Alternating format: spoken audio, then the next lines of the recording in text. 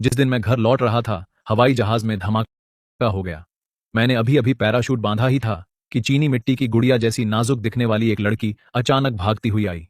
उसने मेरा parachute pack छीन लिया। मैं उस पर चिल्लाया और वजह पूछी, लेकिन उसने अचानक खुद को मुझसे सा लिया और जस्ती अपने नरम होंठ मेरे होंठों पर रख दिए। धिक्कार है, मैं 7 साल से अपनी गर्लफ्रेंड के साथ था और मुझे आज तक उसकी लिपस्टिक का स्वाद तक नसीब नहीं हुआ था। लेकिन यह लड़की, ऐसा लग रहा था मानो मुझे जिंदा ही निगल जाना चाहती हो। वह यहाँ नहीं है। बिना पैराशूट के वह आंख मूंद कर कूदने की हिम्मत तो बिल्कुल नहीं करेगी। वैसे भी वह बुरी तरह जख्मी है। वह जरूर भीड़ में कहीं छुपी होगी। चलो, ढूंढते रहो। मैंने उन्हें गुस्से में आगे बढ़ते देखा। मुझे थोड़ा डर महसूस हुआ। तभी लोगों का एक और समूह करीब आया। मैंने गौर किया कि उन सभी का एक हाथ उनकी जैकेट के अंदर था। वह तरीका, क्या उनके पास बंदूकें हो सकती हैं? बंदूकें! अचानक खूंखार और डरावनी आंखों की एक जोड़ी मुझ पर टिक गई। उस आदमी ने मेरी तरफ देखा और सोचा, बस एक जोड़ा है जो मौत के मुहाने पर बिछड़ रहा है। इनसे कोई खतरा नहीं है। लड़की की पीठ पैराशूट से ढकी हुई थी, जिसने उसकी पहचान पूरी तरह छुपा रखी। वह जरूर कहीं और छुपी होगी। अगर इस बार हमने गड़बड़ की तो बड़े साहब हमें कभी नहीं बख्शेंगे। लगता है हमें और तेजी दिखानी होगी। ब्लैक ड्रैगन सिंडिकेट को उससे पहले ढूंढने मत देना। पहले ढूंढने मत देना। उनकी बातें सुनकर मैं सोचे बिना नहीं रह सका। इस प्लेन के मुसाफिर बेहद अजीब हैं। हर कोई किसी न किसी को ढूंढ रहा है। इस बीच यह लड़की अब भी मेरा फायदा उठा रही है, इस बात से चिढ़कर कि वह अब भी मेरी पर्सनल स्पेस में घुस रही है। मैंने उसे दूर धकेलने के लिए हाथ उठाए, लेकिन उसने आगे बढ़कर मेरी कलाइयों को पकड़ लिया और मेरे हाथों को अपनी कमर पर रख दिया। हे, तुम कौन हो? हटो मुझसे दूर। प्लेन क्रैश होने वाला है। सुना तुमने? सिंडिकेट का बॉस अचानक अपने कदम रोक लेता है। वह मेरी तरफ देखने के लिए मुड़ा। बॉस, हमारे पास ज्यादा वक्त नहीं है। हमें अभी के अभी यहां से निकलना होगा। आप क्या देख रहे हैं? अपने बॉस की नजर का पीछा करते हुए उसने मेरी तरफ देखा। तब मुझे एहसास हुआ कि उनकी नजरें मुझ पर नहीं, बल्कि ठीक मेरे सामने खड़ी इस रहस्यमयी लड़की पर थीं। सत्यानाश! हमने उनका ध्यान खींच लिया। अब तक जिस आदमी को वे बॉस कह रहे थे, उसने अपनी जेब से पिस्तौल निकाल ली थी और तेजी से ट्रिगर दबा दिया था। उस लड़की ने कंबल को एक हाथ से उनकी तरफ फेंका और फिर मुझे पकड़कर सीधे प्लेन से बाहर छलांग लगा दी। उसकी रफ्तार वाकई हैरान कर देने वाली थी। आसमान में पैराशूट खुल गया और हम तुरंत हवा में तैरने लगे, प्लेन से एक सुरक्षित दूरी बनाए हुए। यह वही है, वह भाग रही है। गोलियां चलाओ! थां थां थां। हवा में गोलियों की आवाज गूंज उठी। हमारे पैराशूट को दूर और दूर बहते देख जिस आदमी को वे बॉस कह रहे थे, वह घोर हताशा में दहाड़ा। आदमियों ने तेजी से अपने पैराशूट बांधे और हमारे पीछे छलांग लगा दी। मैंने अपनी जिंदगी में कभी नहीं सोचा था कि मैं बिना किसी वजह के इस मुसीबत में घसीट लिया जाऊंगा। आखिर इस लड़की की पहचान क्या है? सोचने वाली बात है कि अलग अलग गैंग इसके पीछे पड़े हैं। ये आई कहां से है? जैसे ही मैं उससे सवाल पूछने वाला था, मैंने देखा कि उसकी पलकें बंद हो रही थीं। मेरी कमर को जकड़े हुए उसके हाथ ढीले पड़ गए और छूट गए और वह पूरी तरह बेहोश हो गई। सोने मत लगना, उठो! डर के मारे मेरी सिट्टी पिट्टी गुम हो गई। मैंने उसे और कसकर पकड़ लिया। क्या तुम डर के मारे बेहोश हो गई? हे सत्यानाश! पहले चली गोलियों ने पैराशूट को फाड़ दिया होगा। लड़की तो पहले से ही बेसुध थी। मैंने अपने दिमाग में गिड़गिड़ाते हुए दुआ मांगी, हे भगवान प्लीज, क्या हम सच में यहीं क्रैश होने वाले हैं? हमारे ठीक नीचे विशाल खुला समुद्र है। मैंने खामोशी से प्रार्थना की कि पैराशूट बस थोड़ी देर और टिका रहे। मैं अपनी जान नहीं गंवाना चाहता। मैं इतनी जल्दी यहां ऊपर नहीं जाना चाहता। इस तरह हास्यास्पद तरीके से अपनी जिंदगी का अंत। मैं इस तरह तो बिल्कुल नहीं मरना चाहता। लेकिन पैराशूट भयानक रफ्तार से नीचे गिर रहा था। अपनी 20 से 22 साल की जिंदगी में मुझे कभी एहसास नहीं हुआ कि मैं इतना बदकिस्मत हो सकता हूं। आज मेरे साथ सब कुछ गलत हो रहा था। इससे पहले कि मैं कुछ और सोच पाता, छपाक, हम दोनों जोरदार धमाके के साथ समुद्र में जा गिरे, जिससे पानी का विशाल फव्वारा छूटा। अचानक हुए इस हमले से बेखबर सतह पर आने से पहले मैं पानी के कई घूंट निगल चुका था। मैं दर्द से हांफते हुए सांस लेने लगा। शुक्र है मुझे तैरना आता है, वरना आज तो सच में राम नाम सत्य हो जाता। थोड़ी देर हाथ पैर मारने के बाद मैं आखिरकार शांत हो पाया। पानी की सतह पर खून का एक बड़ा सा घेरा फैल रहा था, मानो किसी ने गहरे लाल रंग का मटका उड़ेल दिया हो।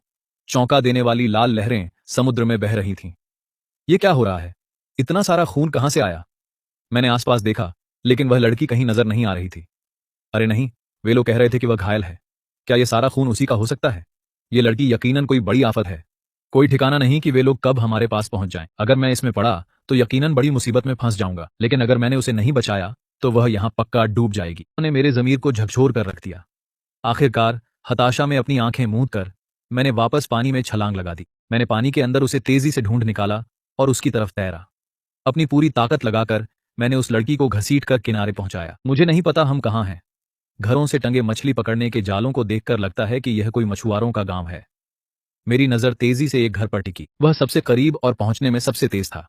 मैंने मदद के लिए उसी घर की तरफ बढ़ने का फैसला किया। मैं अभी तुम्हें बचाने वापस आता हूं। मैंने लड़की को जमीन पर लिटा दिया, बिना यह परवाह किए कि वह मेरी बात सुन सकती है या नहीं। अकेले घर की तरफ भागते हुए मैंने दरवाजा खटखटाया। हेलो, क्या कोई घर पर है? मुझे थोड़ी मदद चाहिए। हेलो, क्या कोई है? प्लीज दरवाजा खोलिए। जल्द ही लकड़ी का दरवाजा कचर कचर की आवाज के साथ खुला और एक दयालु सौम्य चेहरा सामने आया। एक बुजुर्ग औरत ने मुझे थोड़े आश्चर्य से देखा। तुम कौन हो? नमस्ते। मैं जिस प्लेन में था वह क्रैश हो गया और कोई समुद्र में गिर गया है। वह बुरी तरह घायल है। क्या आप मेरी मदद कर सकती हैं? उसने चौंक कर मेरे पीछे किनारे पर पड़ी आकृति को देखा, फिर घर के अंदर आवाज लगाई। सुनते हो? जल्दी बाहर आओ, हमें किसी की जान बचानी है।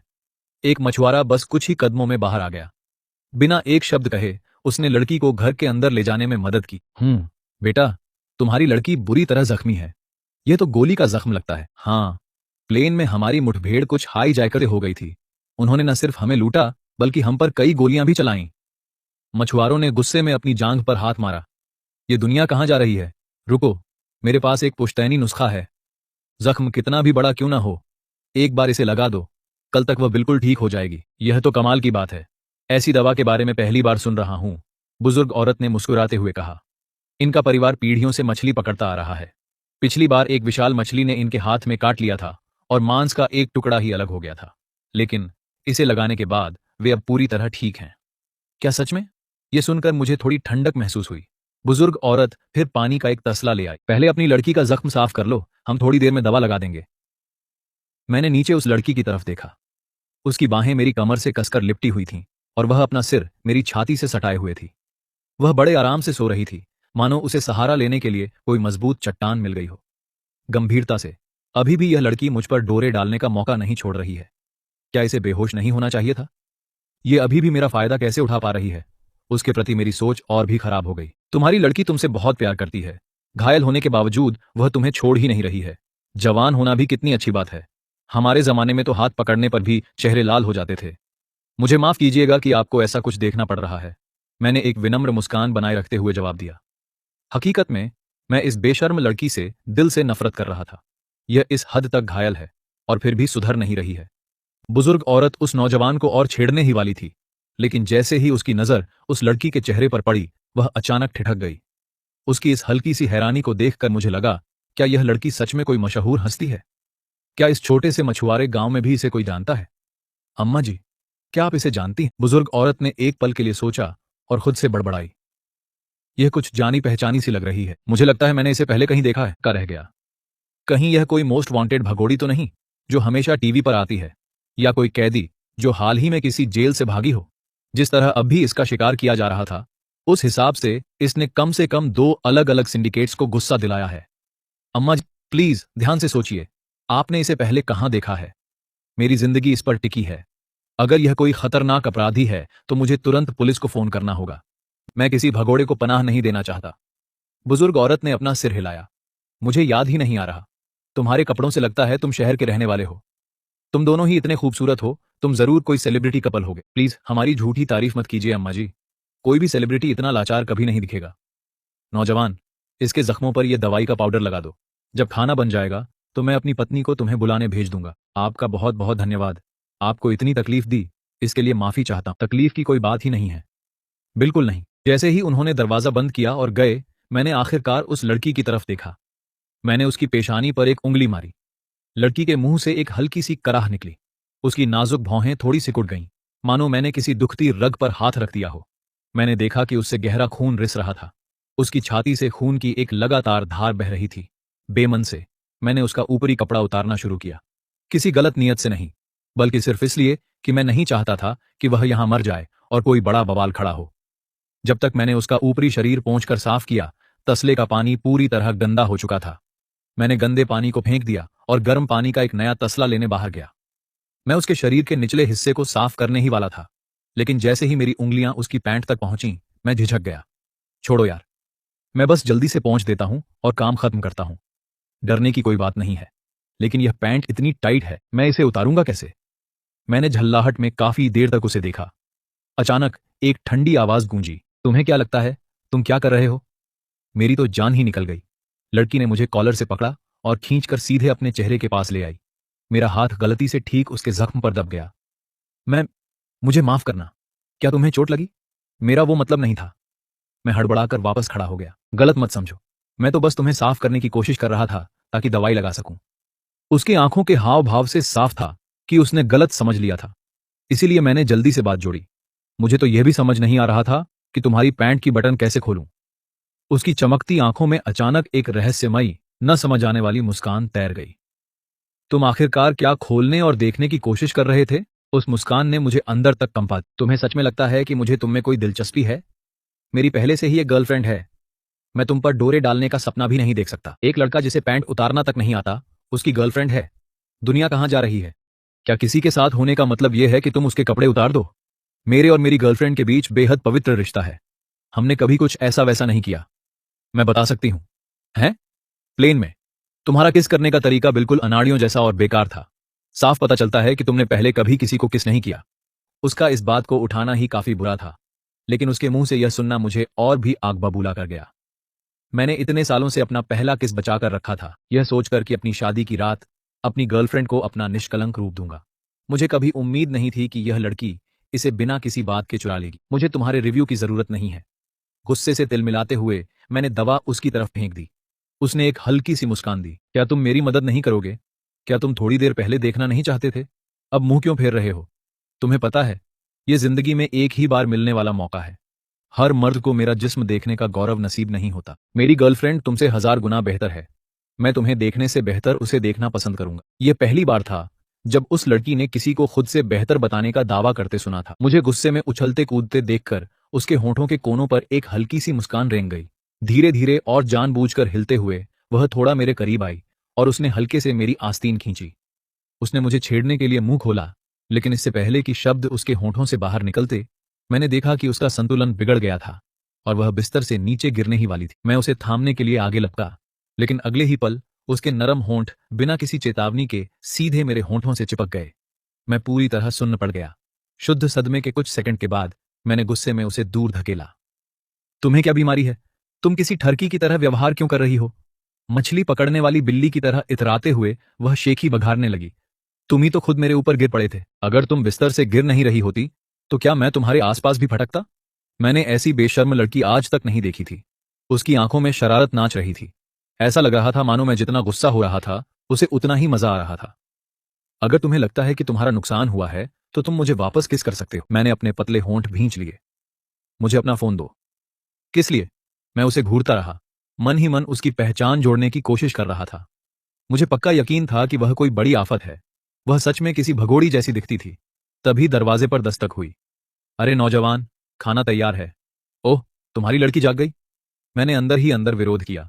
यह बिल्कुल मेरी लड़की नहीं है। लेकिन बाहर, मैंने विनम्रता से कहा, हम अभी बाहर आते हैं। आपको फिर से तकलीफ देने के लिए माफी चाहते हैं। लड़की ने जानबूझकर बीच में टोका, तुमने अभी तक मेरी दवा नहीं लगाई है। उसने यह बात इतने जोर से कही कि बाहर खड़ी बुजुर्ग औरत को सुनाई दे जाए, जिससे मैं उसकी तरफ घूरने पर मजबूर हो गया। मेरी नजरें चिल्ला चिल्ला कर कह रही थीं, तुम अपाहिज नहीं हो, क्या खुद नहीं लगा सकती? अरे नौजवान, इतना वक्त हो गया और तुमने अभी तक अपनी लड़की की दवा नहीं लगाई। जाओ, अभी जाकर लगाओ। अगर जख्म में इन्फेक्शन हो गया तो अच्छा नहीं होगा। याद रखना, पहले हाइड्रोजन पेरोक्साइड से जख्म को साफ करना, फिर पाउडर उड़ेलना। मैं तुम दोनों को अकेले छोड़ती हूं। दवा लगाने के बाद खाना खाने बाहर आ जाना। इसके साथ ही उसने दरवाजा बंद कर दी। मैंने उस लड़की पर एक तीखी नजर डाली। लड़की ने मुस्कुराते हुए सिर हिलाया। इस नतीजे से बेहद खुश दिख रही थी। गुस्से में मेरे दांत पीसने लगे। जैसे ही मैंने उसके जख्म पर आधी बोतल हाइड्रोजन पेरोक्साइड उंडेली, जिससे एक चुभन और जलन महसूस हुई, लड़की के मुंह से बस एक हल्की सी आह निकली। हाँ, इस लड़की में सच में कमाल का जिरा दम है। एक बार जब मैंने उसका जख्म साफ कर दिया तो मैंने उस पर पाउडर छिड़का और उसके चारों ओर सफेद पट्टी को हल्के से कुछ बार लपेट दिया। काम खत्म होने पर हम दोनों आखिरकार एक के बाद एक कमरे से बाहर निकले। डाइनिंग एरिया के अंदर मछुआरा और उसकी पत्नी मेज पर बैठे भूखे पेट इंतजार कर रहे थे। जिस पल हम बाहर आए, उन्होंने गर्मजोशी से हमारा स्वागत किया। छोटी बच्ची, क्या तुम ठीक हो? आओ, बैठो, खाना लग गया है। हमारे पास देने के लिए बहुत कुछ नहीं है, बस थोड़ा सा सादा साधारण खाना है। उम्मीद है तुम बुरा नहीं मानोगी। आपका धन्यवाद। हमने आपको पहले ही बहुत तकलीफ दी है। ये जानते हुए कि उसमें शायद बुनियादी तहजीब की कमी है, मैंने उसकी तरफ से उन्हें धन्यवाद दिया। मेरे बैठने के बाद भी लड़की बिना हिले डुले खड़ी रही। उसकी आंखों ने उस छोटे से खपरेल के छत वाले घर का जायजा लिया। यह जगह आखिरकार है का। जिस पल वह बोली, उसकी आवाज में हर किसी पर हुकूम चलाने वाला रोब साफ दिख रहा था। बुजुर्ग औरत ने हिचकिचाने की हिम्मत नहीं की और गर्मजोशी से जगह का परिचय दिया। यह फिशरमैन विलेज है, जो साउथ सिटी के बिल्कुल बॉर्डर पर स्थित है। South city? मैंने इसके बारे में सुना है। यह ईस्ट सिटी से लगभग 10 घंटे की ड्राइव पर है। मुझे एक फोन दो, एक सेल फोन। हमारे पास यहाँ सेल फोन नहीं है। शहर में एक लैंडलाइन है। मैं कल अपने पति को तुम्हारे साथ भेज दूंगी। इसमें सिर्फ 2 घंटे लगते हैं। आसपास कोई अन्य संचार साधन नहीं है। हम यहाँ पीढ़ियों से मछली पकड़ते हैं, इसलिए बाहरी दुनिया से हमारा नाता बहुत कम ही रहता है। उसका व्यवहार बेहद असभ्य पाकर मैंने उसे थोड़ा खींचा और बैठने का इशारा किया। लड़की ने कोई विरोध नहीं किया और सीधे मेरे बैठ गई। खाने की मेज पर एक अकेली मछली, मछली के सूप का एक कटोरा और चावल के कुछ कटोरे रखे थे। सब कुछ मोटे देहाती बर्तनों में परोसा गया था। यहां तक कि कटोरे और कांटे भी टूटे फूटे और घिसे पिटे लग रहे थे, लेकिन वे पूरी तरह से साफ थे, जिन्हें शायद 1 दशक से भी अधिक समय से इस्तेमाल किया जा रहा था। लड़की की भूख अचानक गायब हो। छोटी बच्ची, तुम खा क्यों नहीं रही हो? आओ, गरम गरम खा लो। बुजुर्ग औरत ने पुकारा और अपनी कांटों से मछली का एक टुकड़ा उठाकर उसे देने लगी, लेकिन लड़की ने उसे रोकने के लिए बोल दिया, आंटी, मत दीजिए। बुजुर्ग औरत का हाथ हवा में ही जम गया। अपनी मेहमान नवाजी के ठुकराए जाने से हैरान होकर मैंने जल्दी से बात संभाली। उसका बस ये मतलब है कि वह खुद परोस सकती है। आप आराम से खाइए, मैं उसे दे देता हूं। इसके साथ ही मैंने समझदारी दिखाते हुए उस लड़की के कांटों से मछली का टुकड़ा वापस उसके खुद के कटोरे में रख दिया। फिर मैंने मछली की पूंछ का एक टुकड़ा उठाया और लड़की के कटोरे में रख दिया। ज्यादा नखरे दिखाने का यही नतीजा होता है। इसमें ढेर सारे कांटे हैं। अब बैठकर आराम से कांटे निकालो। मुझे अचानक एक छोटी सी मीठी बदले की खुशी महसूस हुई। वह लड़की मेरी नीयत को सीधे तौर पर कैसे नहीं देख सकती थी? यह बंदा सच में पक्षपात कर रहा है। उसने जानबूझकर सबसे कांटों वाला हिस्सा यानी मछली की पूंछ उसे दी थी, जबकि सबसे गूदेदार हिस्से उस बुजुर्ग जोड़े को परोस दिए। देखकर गुस्सा होने के बजाय उसके होंठों पर वास्तव में एक हल्की सी मुस्कान आ गई। घर पर क्या तुम हमेशा मेरे लिए मछली के कांटे नहीं निकालते? मैं तो सिर्फ वही मछली खाती हूं जिसके कांटे तुम निकालते हो। मैंने अपने दांत पीसे, लेकिन बुजुर्ग जोड़े के सामने मुझे अपना गुस्सा दबाना पड़ा और एक नकली मुस्कान बिखेरते हुए कहना पड़ा, तुम एक समझदार वयस्क हो, नखरे दिखाना बंद करो और बस चुपचाप खाओ। क्या तुम मुझे खाना नहीं खिलाओगे? जिस पल उसने यह कहा, बुजुर्ग जोड़ा खाते खाते रुक गया। या हमें इन बाहरी लोगों से थोड़ी प्राइवेसी मांगने की जरूरत है? बाहरी लोग? मेरे मुंह से खून आते आते बचा। प्लीज, यह उनका घर है। तुम यहां बाहरी हो, ओके? ये जन्मजात श्रेष्ठता और घमंड का भाव आ कहां से रहा है? बस अपना खाना खाओ। लड़की ने मेरे कटोरे को नीचे दबाया और मुझे मजाकिया नजरों से देखा। क्या तुम चाहते हो कि मैं तुम्हें खाना खिलाऊं? क्या तुम थोड़ा सूप या चावल लोगे? मैं गुस्से में पूरी तरह बेजुबान हो गया। वैसे तुम दोनों आमतौर पर जैसे खाते हो वैसे ही अभी भी खा लो। हमारी चिंता मत करो। बुजुर्ग औरत ने आखिरकार अजीब सी स्थिति को संभालने की कोशिश की, और जैसे ही मैं सफाई देने वाला था, वह लड़की मेरे बोलने से पहले ही बोल पड़ी, हम आमतौर पर एक दूसरे को मुंह से मुंह में खाना खिलाते हैं। मछुआरे का दम घुट गया और उसने मुंह से चावल बाहर थूक दिया। अरे भाग्यवान, तुम्हें क्या हुआ? बुजुर्ग औरत ने जल्दी से उसकी पीठ थपथपाई। तुम तो अच्छे से खा रहे थे, अचानक क्या हो गया? जब उनका ध्यान दूसरी तरफ था तो मैंने झुंझलाहट में दबी जबान से कहा, बस बहुत हुआ। लड़की का मजाकिया अंदाज वैसा ही रहा, मानो कह रही हो, या तो तुम मुझे खिलाओ या मैं तुम्हें खिलाऊंगी। आखिरकार अपनी बर्दाश्त की हद पार करते हुए मैंने उसका कटोरा झपट लिया। मैंने मछली के कांटे और सब कुछ उसके मुंह में ठूंस दिया और पिसते दांतों से घुर्राया। तुम्हें घर पर मछली के कांटे खाना बहुत पसंद है ना? तो यहां शर्माओ मत, वे तुम्हें अजीब नहीं समझेंगे। लो खाओ। मैंने अपनी पूरी खुन्नस सीधे उसके मुंह में ठूंस दी। बुजुर्ग जोड़े की आंखें फटी की फटी रह गईं। क्या आजकल सच में किसी को मछली के कांटे खाना पसंद होता है? चिंता मत कीजिए अम्मा जी, इसका पाचन तंत्र कमाल का है। अगर यह पूरा कटोरा भी निगल जाए तो भी पचा लेगी। मैंने सिर्फ बदले की भावना से उसे एक और निवाला खिलाया। लड़की चिढ़ी भी नहीं, बस मेरी तरफ देखकर मुस्कुराती रही। किसी बाहरी व्यक्ति के लिए हम एक बेहद समर्पित जोड़े की तरह लग रहे थे जो सालों से साथ थे। जब मुझे लगा कि मैंने यह बाजी जीत ली है, तो वह अचानक आगे झुकी और अपने मुंह से मछली सीधे मेरे मुंह में डाल दी, जिससे मेरी आंखें फटी रह गईं। मुझे यह समझने में कुछ सेकंड लगे कि क्या हो रहा था। इस लड़की ने सच में अपने मुंह का खाना निकालकर जबरदस्ती मेरे मुंह में ठूंस दिया था। मुझे तुरंत उल्टी करने जैसा महसूस हुआ, लेकिन लड़की ने जबरदस्ती मेरे होंठों को सील कर दिया जिससे मुझे खाना निगलने पर मजबूर होना पड़ा।